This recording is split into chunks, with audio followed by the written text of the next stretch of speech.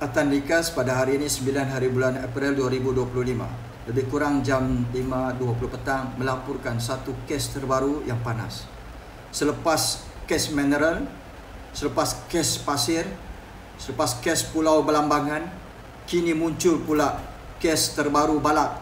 10,000 hektar kawasan balak diberikan kepada satu syarikat. Apa syarikat ini? Apakah diberikan? Sudah diberikan? Ataupun dalam proses pemberian.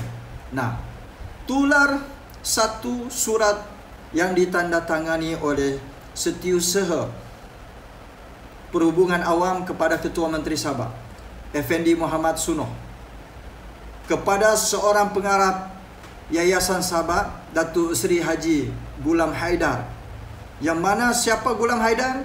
Merupakan ada hubung kait dengan Tun Musa Aman.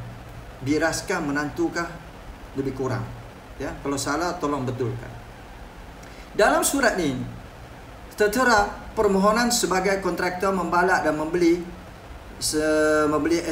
eksklusif kayu balak dan kawalan FMU 8 seluas 10,000 hektar oleh SQ Timuran Sendiran Merhad. SQ Timuran ini yang disebut namanya adalah Thomas Sivilin.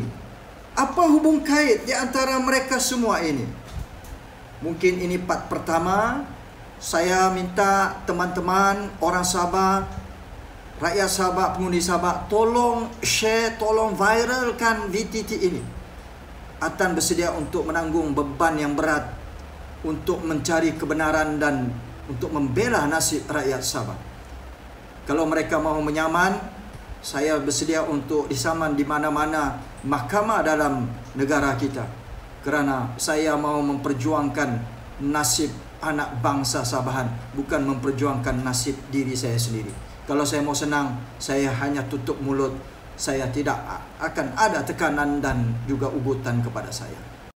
Di dalam surat ini ditulis, dengan hormatnya saya telah diarahkan memanjangkan bersama-sama surat ini kepada Encik Thomas Sivilin, pengarah syarikat SQ Timuran Sendiran Berhad.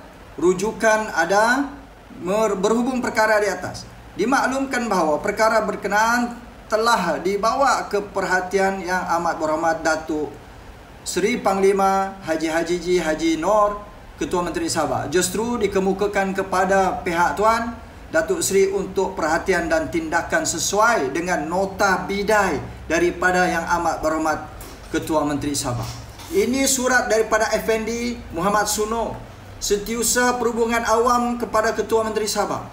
Bermaksud ada permohonan daripada seorang pengarah syarikat untuk membalak di 10,000 hektar tanah. Soalan pertama saya, apa kaitan mereka, Ketua Menteri, pengarah syarikat SQ Timuran? Apa hubung kait mereka dengan pengarah Yayasan Sabah? Pengarah Yayasan Sabah ini kita kenal, beliau ada hubung kait kekeluargaan dengan TYT kita pada hari ini. Soalan kedua saya, kemana duit balak ini? Apakah masuk kepada Yayasan Sabah ataupun ada tujuan-tujuan untuk dana politik untuk pilihan raya akan datang dalam tempoh berapa bulan ini? Soalan ketiga, ini tentang integrity, accountability dan tentang hak rakyat dan bumi Sabah.